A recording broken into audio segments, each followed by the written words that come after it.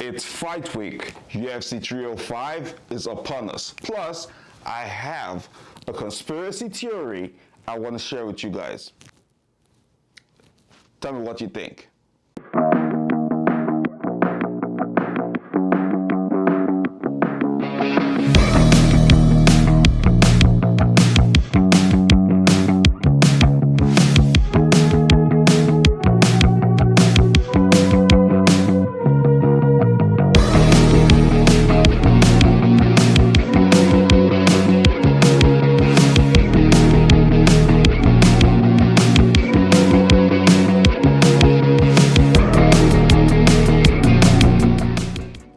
Hello guys, and welcome to episode 17. Let's have a conversation.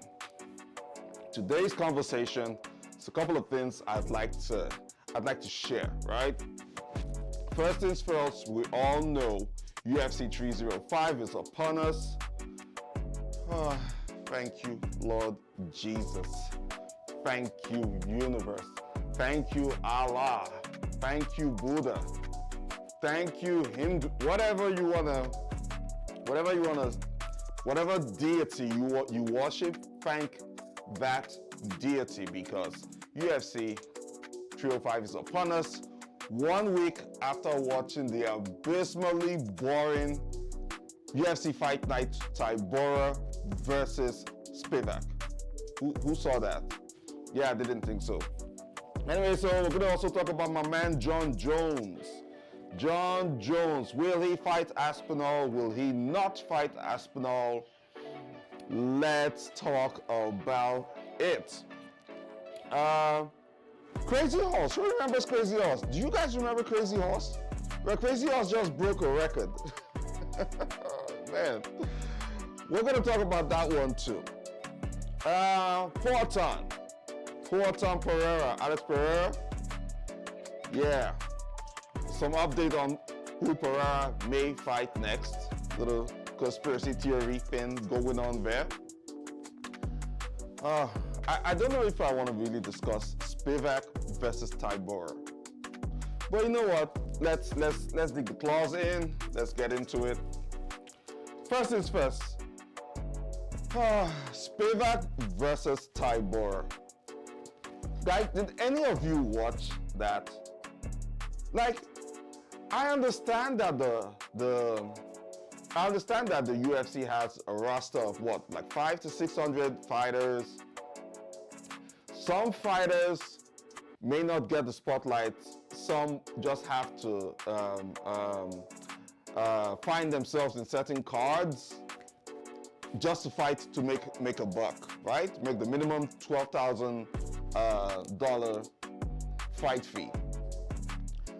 But I really would love if the UFC tries to spread the unknown fighters into cards that we would be interested in watching. Does that make any sense? Right? You can't give me a bunch of unknown fighters and put them on a card where the main event and co-main event are with fighters that are so unpopular, I do not want to see it. How are you going to give the younger guys a shine? How are you going to give them some exposure? Nobody watched Tynura versus Spivac. I'm sorry, if the UFC feels so confident that anybody did, please show us the numbers. Now, I understand fight nights are not pay-per-views, right? But we're still going to watch them. The week before, this fight night was what? The fight night with Corey Sandhagen and Umar Nurmagomedov. Fucking good fight card. That fight card had a lot of exciting fights, a lot of fighters that we wanted to see. Lord, I'm just thinking about it, right? It's like the UFC has done one terrible pay-per-view, one exciting fight card, one terrible fight night, and then they're about to do another hopefully incredible fight card in UFC 305. Listen guys, all I'm trying to say is this. I didn't watch Spivac versus Tynura. I don't know what the stakes are. Both of them are not exactly particularly exciting fighters for me. They are not entertaining to me. I think, again, you all know my position on the UFC's heavyweight division. That is the most boring division in my personal opinion. Please, I'm open to you proving me wrong. That division sucks ass. That division is crap. The heavyweight division is complete shit. The heavyweight division is a stockpile of crap. The heavyweight division does not do numbers. The heavyweight division, guys, I can go on and on and on. Scrap the fucking UFC's heavyweight division. That's why I need to start a petition to say that. Scrap the UFC's heavyweight division. I couldn't care less about it. There's nothing, I keep saying.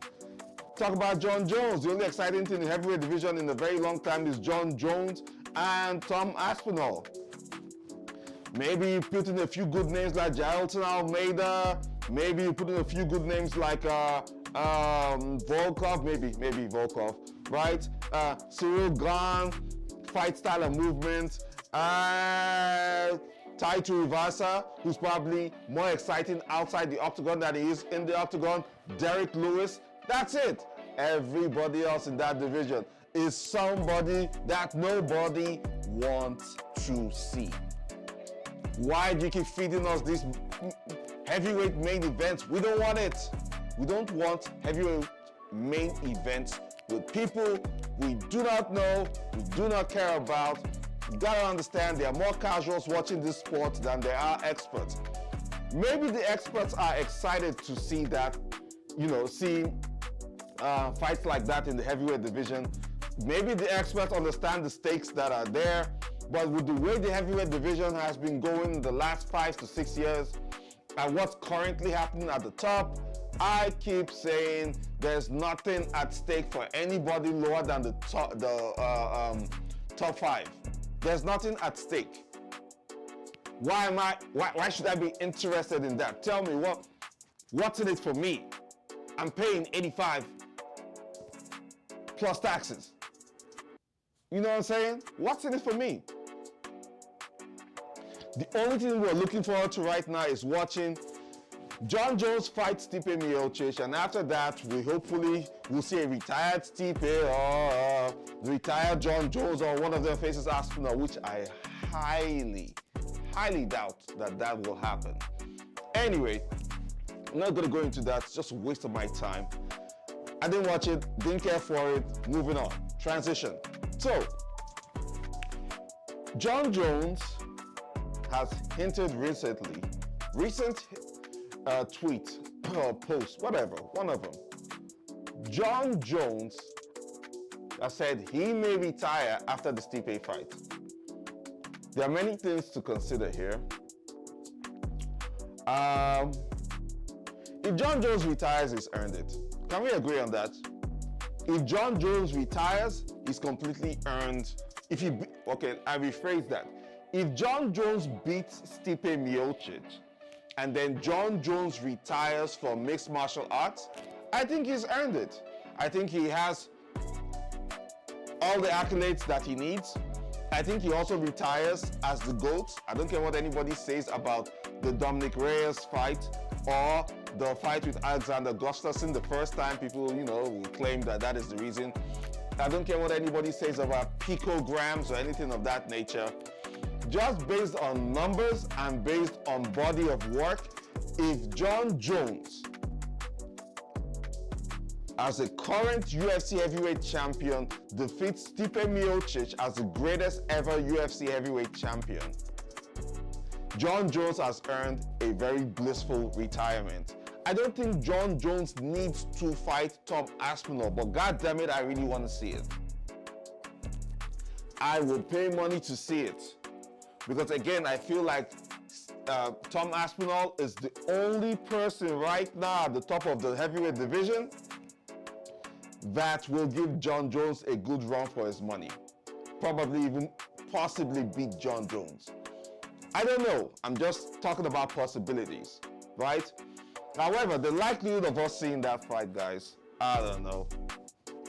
Don't think it's ever going to happen. For one, I think Dana and the UFC, and maybe even Jon Jones, would certainly want to see Jon retire with that record intact. Like, this is the greatest, you know, all the accolades. This is the greatest mixed martial artist of all time.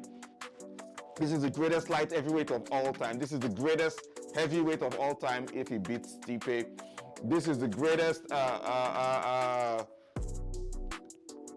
athlete, combat sports athlete of all time.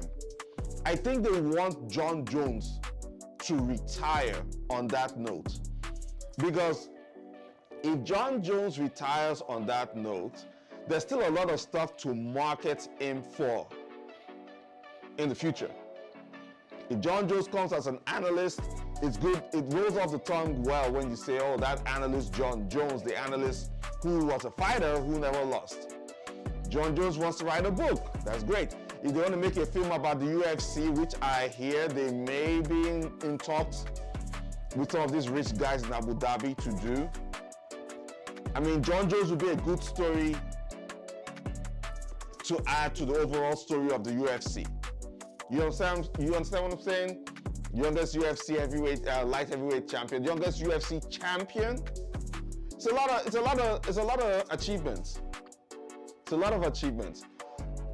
It makes it more marketable. But I don't know if the UFC is ever going to allow him to fight Tom Aspinall. I don't see it happening. I don't think Jon sees it happening either. And in my personal opinion, Tom Aspinall right now is the legitimate UFC heavyweight champion. It's unfortunate for what it is. With the way the division is going, Tom Aspinall may not get a fight for at least another maybe 10 months. 10 months to a year, my personal estimate. Because this is what, August?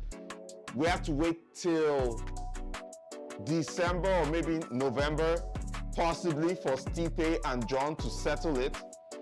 Depending on how that fight goes, there may be a retirement, there may be a rematch.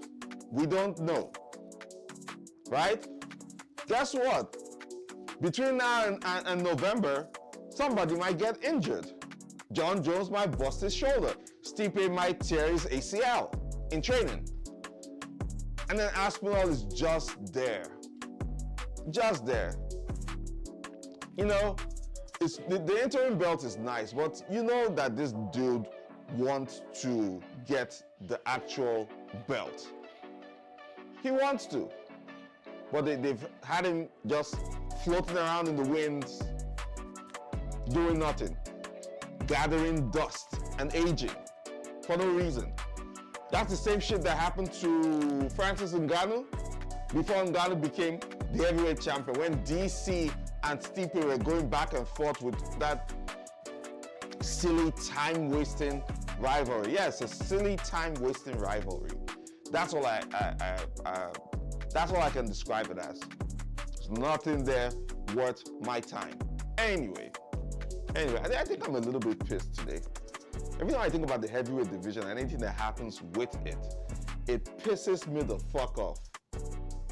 Yeah, it really does. And I'm sure I'm not the only one who feels this way, because I'm sure a couple of you also feel like, yeah, that division does nothing for you, right? Is it even worth discussing? Jon Jones may fight Tom Aspinall. Jon Jones, like we're tired of the back and forth. We're tired of all the mysteries. We're tired of the lack of direction of the division. We're just like sick of the whole thing. Guys, listen, guys, I'm not talking about it anymore. I want to transition to something else. Something that is more, you know, to my taste. So, who remembers Crazy Horse? Crazy Horse was a former UFC fighter. Apparently, I actually thought Crazy Horse retired. Guys, for those of you who are real fight fans, you might have remembered a couple of years ago, and I believe it was in Pride. I'm not sure. I'm going to have to verify this. I believe it was in Pride Fighting Promotion. Crazy Horse had an altercation, a backstage altercation with Wanderlei Silva, and I also believe another teammate of Wanderlei Silva who choked out Crazy Horse in a triangle choke. My details are fuzzy. I haven't seen that clip in a very long time. But yeah, Crazy Horse is that crazy dude. But here's the news. I honestly haven't heard about Crazy Horse in a very long time, but I just recently found that Crazy Horse is still fighting. And he's been on a 24 fight losing streak. Bro, at this point, I need to apologize to Tony Ferguson, because I believe I made a statement a couple of videos ago when I said that I don't think I've ever heard of an active MMA fighter with an 8-fight losing streak or something like that. That's my sentiment. I don't think I've ever heard of an active MMA fighter, top level, who's been on an 8-fight losing streak, except for Tony Ferguson. But bruh, Crazy Horse went on a 24-fight losing streak and just got a W recently. I don't even know what to say about that. Like, everything motivational about that entire act is shit. Because, bro, what do you want to say? If at first you don't succeed, pick yourself up and try again. For 24 times, bro, if that was me, I would have stopped at 3 or 4 fight losing streak. But to go 1, 2, 3, 4, 5, 6, 7, 8, 9, 10, 11, 12, 13, 14, 15, 16, 17, 18, 19, 20, 21, 22, 23, 24, bro. What are you fighting for? This W doesn't even count. Like, bro. I think I'm gonna have to check Crazy Horse's fight record. I'm gonna put it up here while I'm doing the post-video editing, just to see, just to have an idea what his fight record is. Because I honestly thought Crazy Horse had retired. Bro, a 24 fight losing streak. What the fuck? Bro. I've never ever seen such an atrocity of a fight record. Tony Ferguson, I really apologize to you. I'm going to take all my words back. I still think you should retire, but I take my words back with regards your fight record. It's not the worst I've seen. It was the worst I had seen at the time I made that recording, but I apologize to you 100%, T-Ferg. My goodness gracious. Whew. What's next for Crazy Horse? Do you guys think he should still fight? I don't. I don't think Crazy Horse should still fight. I don't think anybody, if I'm being honest, I don't think anybody above the age of 40 should fight. And 40 is pushing it. You gotta consider your health, guys. Your body is not the same. When you start hitting them, them 30s, them mid-30s to 40s, and above. Yeah, bro. You wake up from bed, you had a little snap, crackle, and pop. The knees start to, do a little tremble. The neck starts to tilt a little bit. The vision becomes blurry. Yeah, those are the signs that you probably need to take a chill pill on the entire active fighting game. So listen.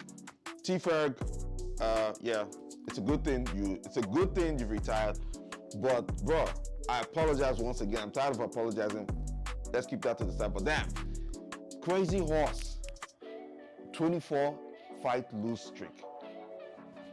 That's a lot of L's, bro. At that point, I don't even know what Crazy Horse has done in terms of his win streak. Let me not speak too much, but I was about to say that 24 fight losing streak might be more than his winning streak. So I don't really know what his record is in terms of wins but I'm going to verify that later. Transition.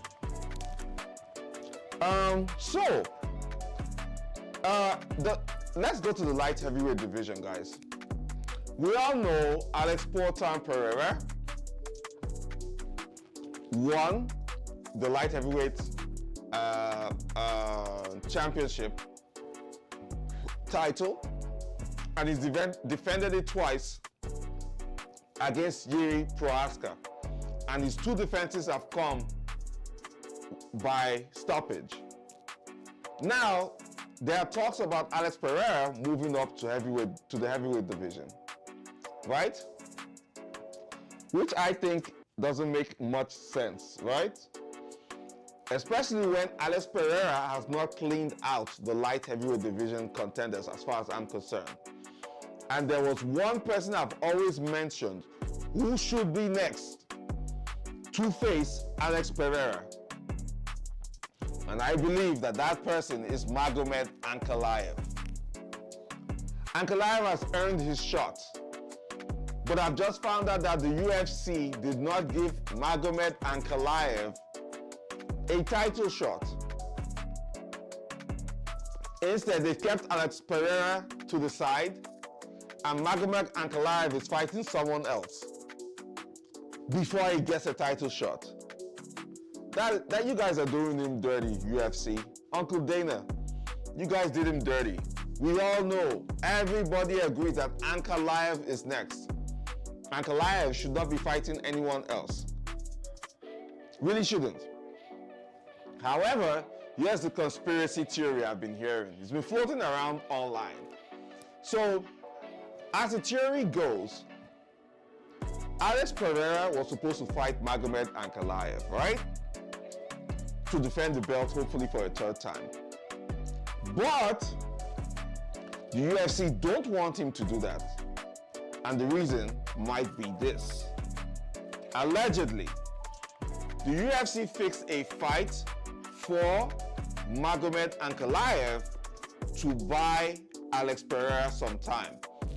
Now, Mr. TDC, why do you say they need to buy Alex Pereira some time? Well, as the theory goes, UFC is a bit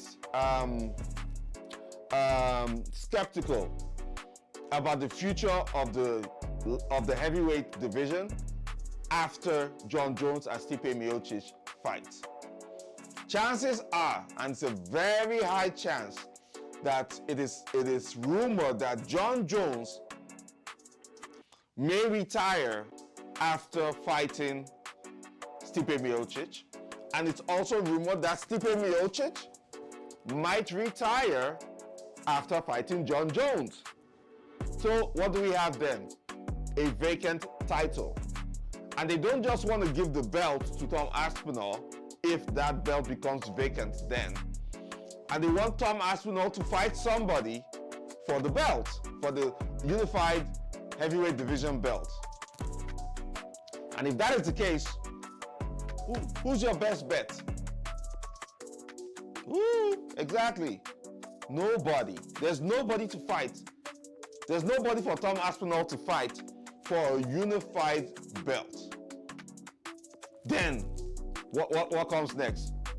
Potentially, Alex Pereira will move up to the heavyweight division in an attempt to become the first three-division champion by fighting Tom Aspinall for the heavyweight division belt, for the unify the heavyweight division belt. That's the theory. Alex Pereira versus Tom Aspinall for the unified heavyweight division belt. I can tell you this. I don't know if this is true. That's why I say it's an alleged theory, right? It's a conspiracy theory. But I'll tell you this. It will be such a bad day for Alex Pereira to go up against Tom Aspinall. Aspinall is younger.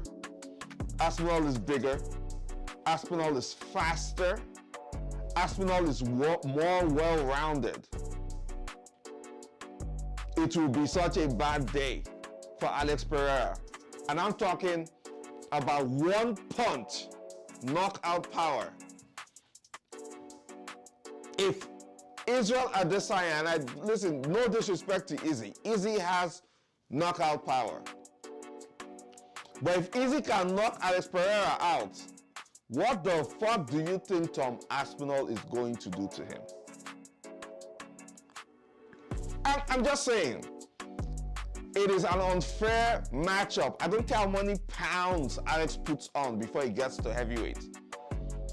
Tom Aspinall is a bad man and an extremely terrible matchup for Alex Pereira. It will be like a bully beatdown. That's what it is. Bully beat down. And I pray it doesn't happen. But that's what I hear, that's the direction I hear it's gonna go. Listen, this video may or may not age well. Doesn't matter to me. It's just a story I've heard, and I'm sharing my thoughts on it. And it's gonna be a bad day in the office. Porter, don't do it. Don't do it. That's all I'll say about that. Okay? All right. Now, it's fight week, guys. We're transitioning to UFC 305. Israel the Style Bender Adesanya versus Dricus du Plessis. The African versus the real African. My N-word versus my N-word. My N-word versus I ain't no brother of yours, son. Oh boy. It's gonna be a good one. I already made a video, semi-video about this, a couple of weeks ago. I'm looking forward to this fight. I'm looking forward to it. Now, I'm not buying the story of this fight. I think it's a very weak story. Dricus du Plessis made a statement that he's going to be the first real African champion. Israel Adesanya takes offense to it, blah, blah, blah, blah, blah. Come on. It's a manufactured story. Why was Izzy the one who had to take offense? At the end of the day, if Izzy claims that Dricus du Plessis disrespected the three African kings, which are Izzy, Kamaru Usman, and Francis Ngannou, why the fuck are Francis Ngannou and Kamaru Usman not taking any offense? Why is it Izzy who's taking offense to it? Why? Why? Why is Izzy the one taking an offense to it? You know what I'm saying? So, I'm not buying the story, but I am interested in the fight. I want to see Izzy come back. Izzy is one of my favorite. I want to see what how du Plessis' style of fighting is going to translate in an MMA fight with Israel Adesanya's style of fighting. It's about the styles for me. Dricus is very forward pressure heavy, good wrestling, good hands too, but he's not exactly slick. He's more of a brawler. Izzy has good takedown defense. Izzy is a phenomenal striker, very good movement, and very, very technical. What happens when these two fights or these two styles clash? You know what I'm saying? It's very interesting. It's very good. And plus, there's a plus side on, whoever wins, the belt still stays in Africa. It's still an African champion, and that's a little thing of personal pride for me. I think if an African champion has the belt, great. Either way, and that no matter what happens at the end of this fight, it continues. But I hope that the beef is squashed in the ring and not outside the ring, because if you guys don't already know, there's a lot of tension between Nigeria and South Africa, particularly in South Africa, where there's a lot of xenophobia against Nigerians, and sometimes that can turn out to be very, very, very fatal and very deadly. So I'm hoping that we all keep the peace and just maintain the sportsmanship. There's no need for the external beef outside the octagon, guys. And I hope when they fight, whoever wins will squash the beef and show respect in the octagon, to avoid potential fallout outside of the octagon. Because this is real, guys. It happens. It happens. I've seen it happen a lot of times. Okay? Yeah, that's all I got for this one. UFC 305. I did see the countdown on it. Very compelling content. Who you got? My preference would be Israel Adesanya, but like I said, doesn't matter who wins. It's still a win for Africa. But my preference would be Israel Adesanya. I'm not really holding my breath on that because, again, I don't know what mindset Izzy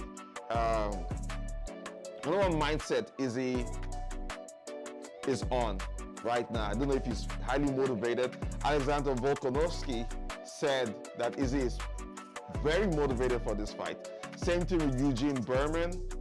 But again, they said the same thing for the Sean Strickland fights. Look how that turned out, right? But we'll see. I don't think Duplessis has anything that Izzy hasn't faced. I don't think so. If it's the wrestle heavy fighters, I mean, you have Yoel Romero, you have Derek Brunson, so Izzy has done that. If it's the strikers, you have Anderson Silva, he's done it all. He's faced those kind of, if guys who balance striking plus wrestling, Kevin Gastelum, Izzy's hardest fight. Izzy has done it all. I'm hoping the style better reclaims his belt so he can be a 3-time middleweight champion. And we'll take it from there.